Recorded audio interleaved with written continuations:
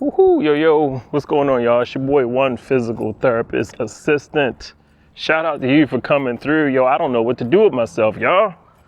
I only work 3 hours a day. I work from 7 to 10, and I got a whole bunch of time left. I don't know what to do with myself. Hey, yo, here's a funny thing, yo. This video is about cars, right? I want you to check this out. You see that Corvette? That's one of my coworkers, right? You see that Corvette? Look how it's parked in between the parking spaces.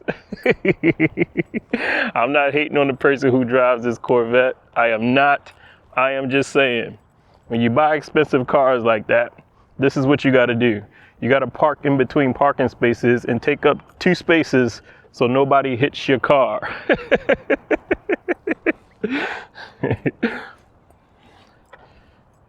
You got to take up 2 spaces so nobody dings your car, right? But anyway, y'all, I'm vlogging while walking to my car because I want to show y'all something, yo. Oh, I want to show y'all something. I made a video not too long ago about this area when I come to this spot. I don't come to this spot very often, but last time I was here, this was not here. The last time I was here, this was not here. And I think I did a video, like you can literally scroll back and check out a video I made about this area with all these new houses being built. This is how fast they are putting these houses up. I'm not gonna call them cheaply made. Some former builders might call them cheaply made, but that right there, what they're working on, looks like they might be apartments. That went up so fast, so fast. This is what they doing, y'all.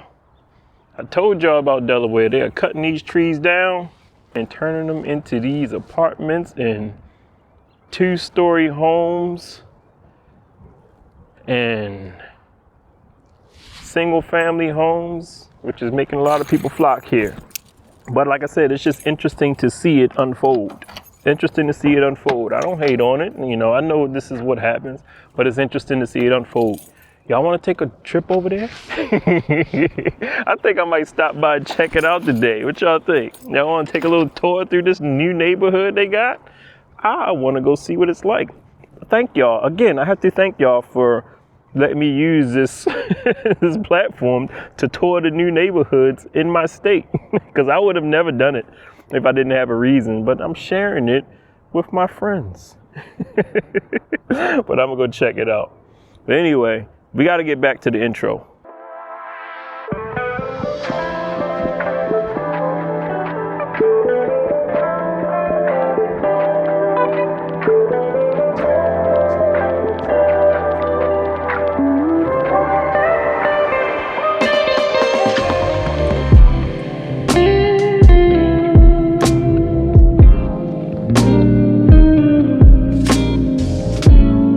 What is going on, y'all? Oh, it's your boy, One Physical Therapist Assistant.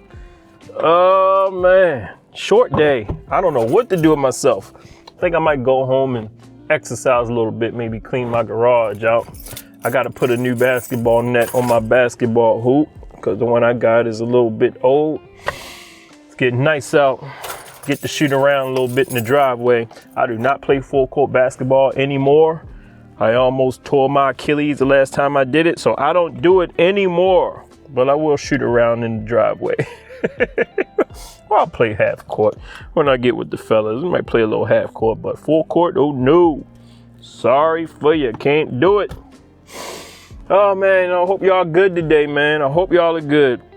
Did y'all see what I was talking about with that car? See, when you buy a nice expensive car like that, look at what you have to do. You have to protect it. You have to take up 2 whole parking spaces because you're scared that somebody might ding it with their door.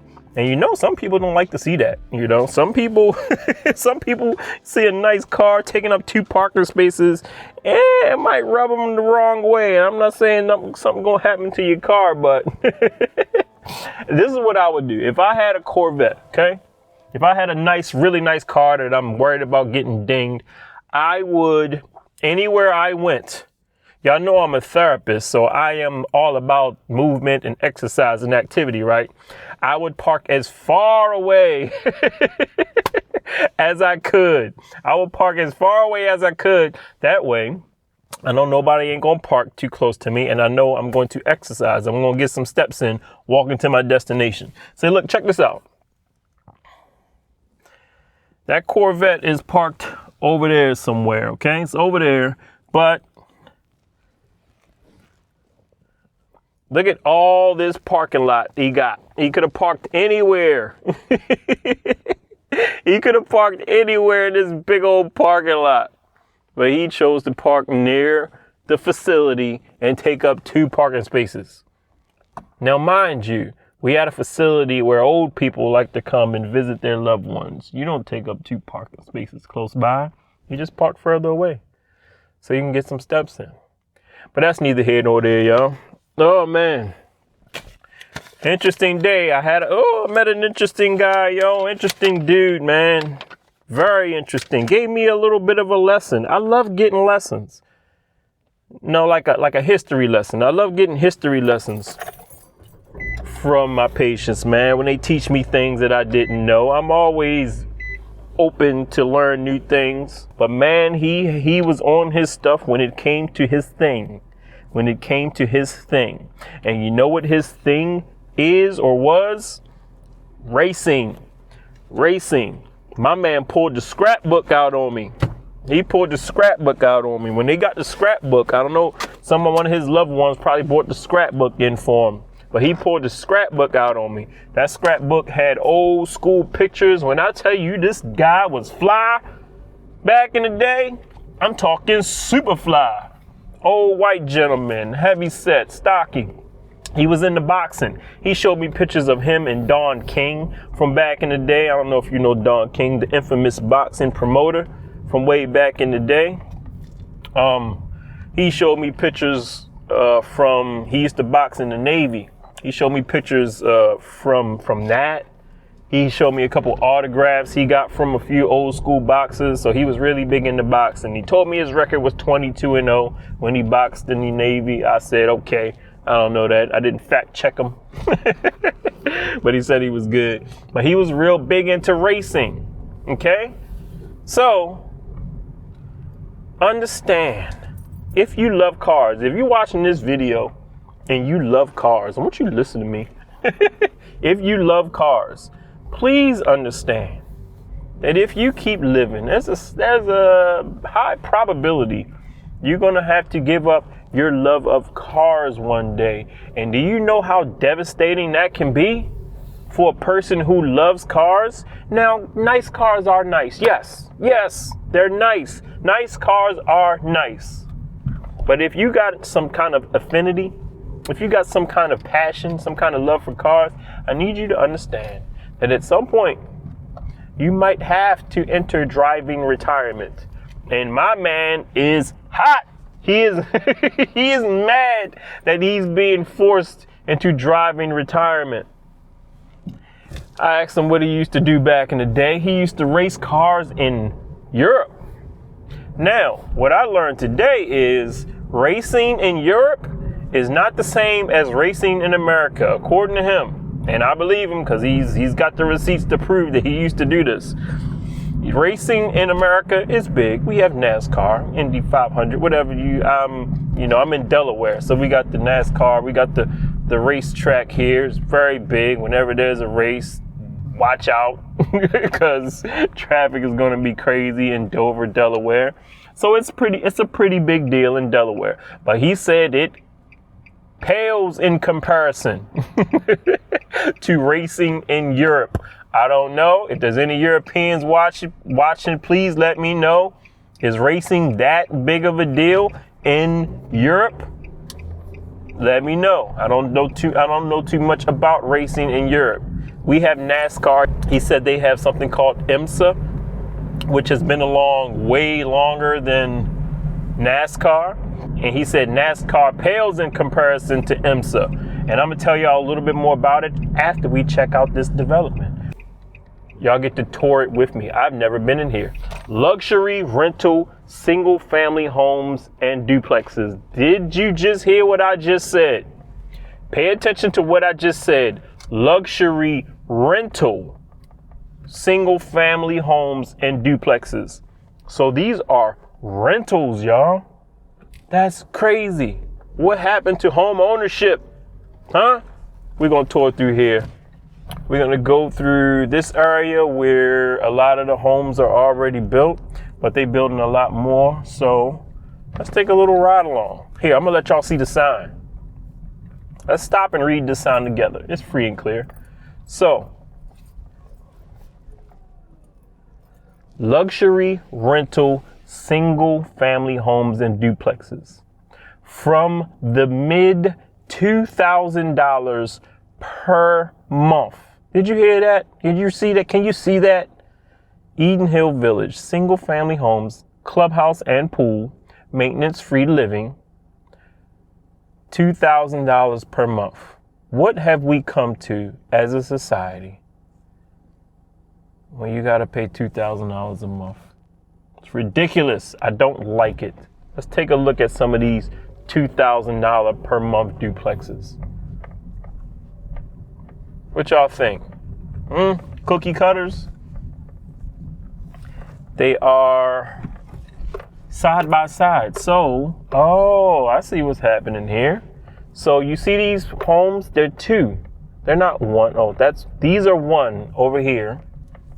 On the right side. On the right side, you're looking at a single family home that you rent. Okay? However, I'm going to direct your attention to the left side. So look to the left of me.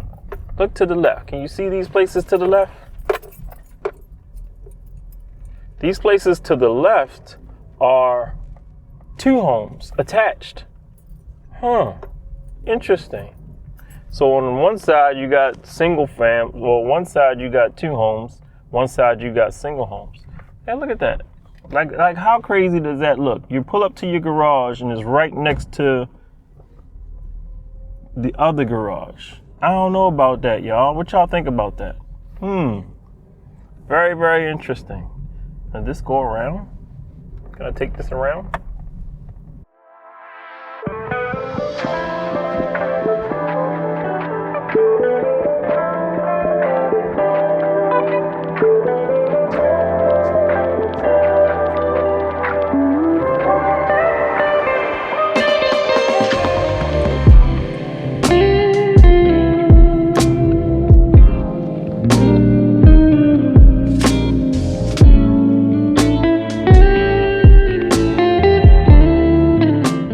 Building more and more. I want to make it over to where it looked like some apartments, some duplexes are going up.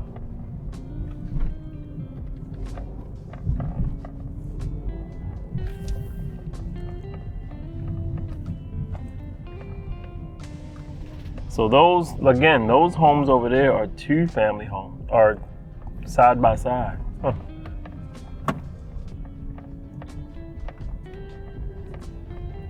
Okay, now so I'm getting ready to turn. So I want y'all to pay attention again to the homes on the right side of me as I turn. The homes on the right side of me.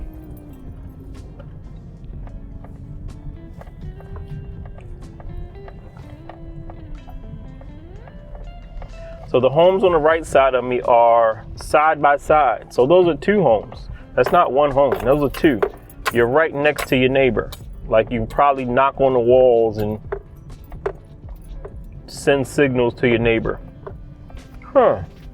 Interesting layout. I'm not sure I've seen a layout like this before, but this is where we at. $2,000 a month, y'all, if y'all interested. You're right across from the Kraft Foods factory. You're right across from Procter & Gamble factory. That's what you're across from over here. And you're next to the medical center that I work at, the Eden Hill Medical Center.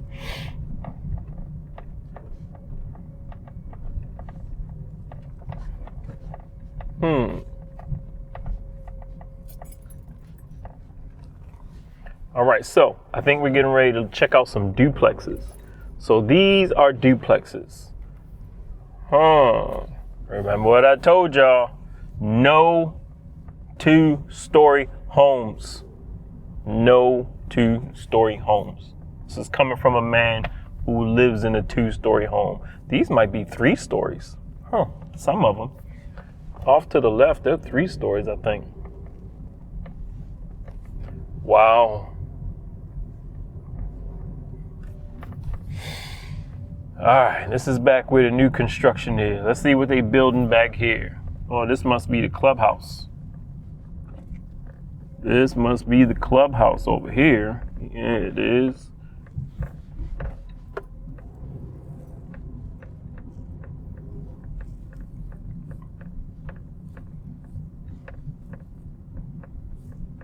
And I wonder if those are going to be apartments or duplexes.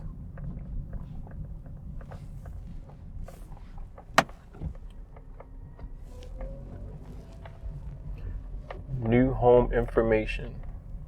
That model is open. They got an open model. Model open. I do not want to go in there. I'm sorry. I know y'all probably want me to go check it out, but I don't really want to go check it out. I just want to do a ride through.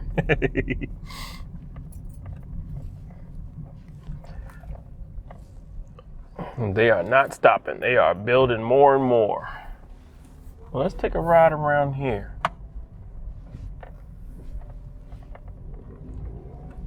All right, so right in front of y'all, oh, that's where they park the cars. So they have like little landing strips in the back. Is this considered an alley? Where I'm from in Baltimore, we would call that an alley, but I don't think it's called an alley. I think it's just called the backyard here. But anyway, look ahead, y'all. That's where I work at. I work in that building. That is the rehab building. That's where I work in. Over here is a medical facility. So everybody coming here is going to be using the medical facility, and business is going to be booming for the medical facility and for the rehab center. So here we're getting ready to pass some new construction right here. I think these might be 3-level homes. I'm not sure. Maybe 3-level homes. But they are pumping, y'all. They are pumping.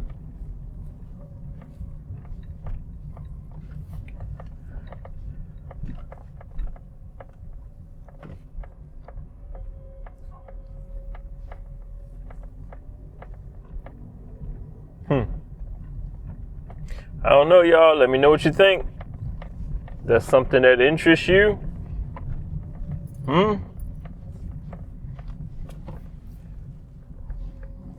This is, again, the clubhouse.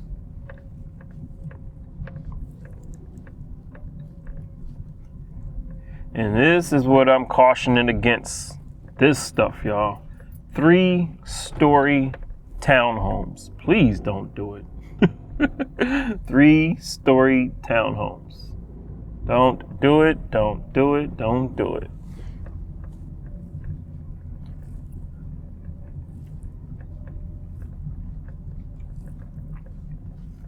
All right, let me get my butt out of here before they kick me out. Oh, time to exit stage right. But this is a nice little neighborhood.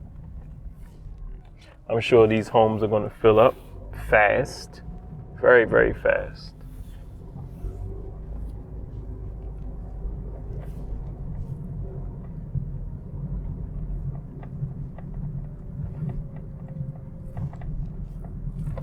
So you see that over there?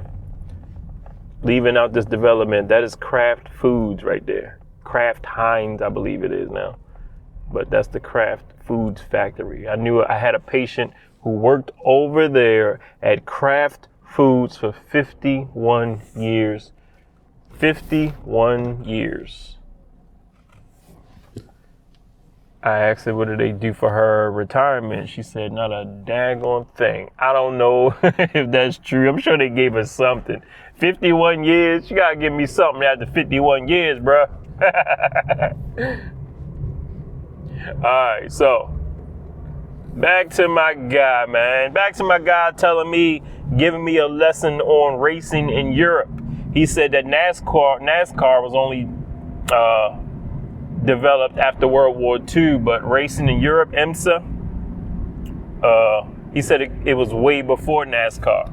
He said the money that is in racing in Europe is ridiculous. This is his words. He said the money that's involved in racing in Europe, he said it's ridiculous. He said drivers in Europe, famous drivers in Europe, are like famous football players here, like quarterbacks, like the Tom Brady's of the world, the Peyton Mannings. He said that's how famous drivers are viewed in Europe. And here we have racing, and racing drivers are big here, but not as big as an American quarterback.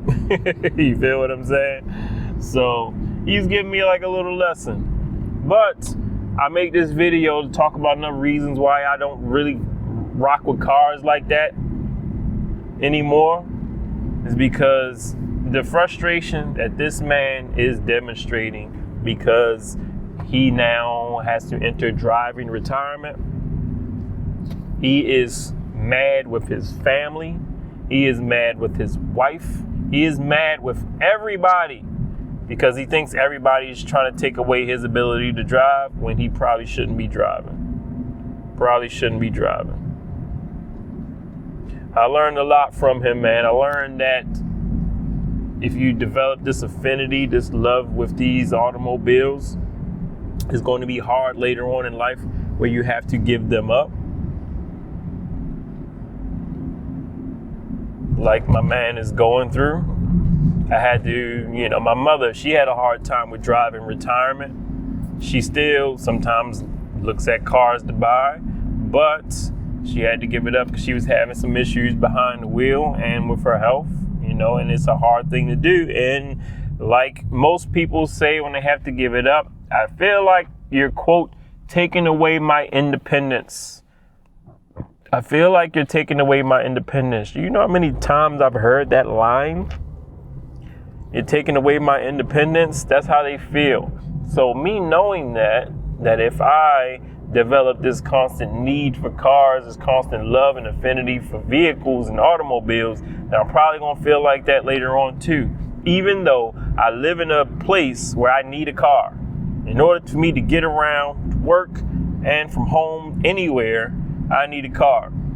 From my house, if I needed something, I could walk anywhere, but probably 10 minutes to get to the closest convenience store, walking. If I need to go grocery shopping, a walk to Walmart might take me an hour. A bike ride might take me half an hour. But I'm just telling you, I live in an area that you need a car. So like I said, we are such a car culture that, when I see people like my man, I'm like, I might, think about trying to spend my later years in a place where I don't need a car, or where there's good public transportation, or even, good driver services. Not to say we don't have good driver services, and sometimes when you live in rural places like me, driver services are not readily available like in big cities. Big cities, you got the Ubers, you got the Lyfts. But when you live in a rural area, I like that word, driver services might not be as popular. You feel me? But anyway, man, my man is mad at the world because he feels like people are against him because he was a former race car driver, man. You know how hard it is to take the keys away from a race car driver? Oh my goodness. I can only imagine. He's telling me some good stories about some cars he had. Said he drove a Ferrari, I think it was a 308, I don't know much about Ferraris. He said he named one car Chaparella. He drove a Chaparella. And I looked it up. It's a nice racing car. But he was telling me, he said he's driven on the Autobahn, that's over in Germany. He said he was a couple races in France where he got up to like 180 miles per hour going through like tunnels. He said because in France they do a lot of like regular street racing, on some of those roads in France. And he said that he used to have a good old time. He said he never crashed, but he has some good memories of his racing days in France and Europe in general. But another confirmation for me, y'all. I don't like cars anymore. I want to dwell in a place where a car is not needed. You know, might have to get a driver from time to time, but me driving a car when I'm older, that's not something that I want to like have to hold on to, you know? You feel what I'm saying? Yes, I'm gonna drive, you know, while I can, but when it comes time, if I'm fortunate enough to live long enough, when it comes time to throw the keys away or hand the keys over, I don't want it to be a hard thing to do. Like my man, he is mad at the world.